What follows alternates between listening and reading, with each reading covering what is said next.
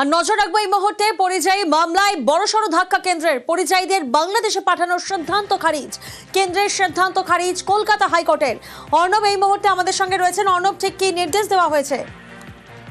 দেখো, যেভাবে দিল্লি থেকে আমাদের রাজ্যের যারা পরিযায়ী শ্রমিক হিসেবে কাজ করতে গেছেন দিল্লিতে, বীরভূমের মোরারইয়ের পাইকরে যারা স্থায়ী বাসিন্দা, যাদের জন্ম এই রাজ্যে, এই পরিবারের সোনালী বিবি যিনি অন্তঃসত্ত্বা রয়েছেন, এইরকম এক পরিবারের সব মিলিয়ে প্রায় 6 জনকে ডিপোর্ট করা হয়, বিতাড়ন করা হয় বাংলাদেশে, তার বাংলাদেশি বলে।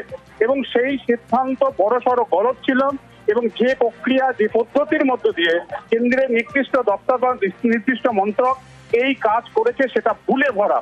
তাই কলকাতা হাইকোর্ট ওই ডিপোর্টেশন অর্ডার, অর্থাৎ দিল্লি থেকে সরাসরি বাংলাদেশে ডিপোর্ট করা, বিতরণ করা পাইকরের বাসিন্দাদের, একই সঙ্গে তাদের উপর যে ইনজাংশন জারি করা, এই দুটো সিদ্ধান্তই স্যাটাসাইড করেছে, অর্থাৎ সেট অ্যাসাইড করেছে, অর্থাৎ সেটাকে সরাসরি খারিজ করে দিয়েছে কলকাতা হাইকোর্ট।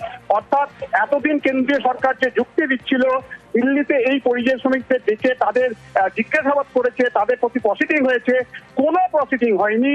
এবং তাদের যেহেতু এই রাজ্যে বাড়ি এবং জন্ম এই রাজ্যে, অর্থাৎ বাই বার্থ তারা এই রাজ্যে রয়েছেন, পাই করে তাদের পরিবার রয়েছে, এবং যেভাবে যে কায়দায় এই কাজটি করা হয়েছে, কার্যত সেটা একটা একতরফা ভুল সিদ্ধান্ত। এবং এই সিদ্ধান্তটা কখনোই আদালতের চোখে, আইনের চোখে কোনো একটা বৈধ সিদ্ধান্ত হতে পারে না।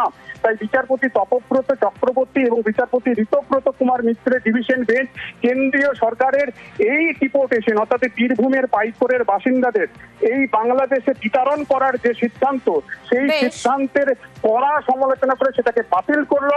একই সঙ্গে আগামী 4 সপ্তাহ কেন্দ্রকে সময় বেঁধে দিল কলকাতা হাইকোর্ট। বেশ, একেবারে। অর্ণব, তুমি আমাদের সঙ্গে থাকো, আমাদের আরো একটি খবর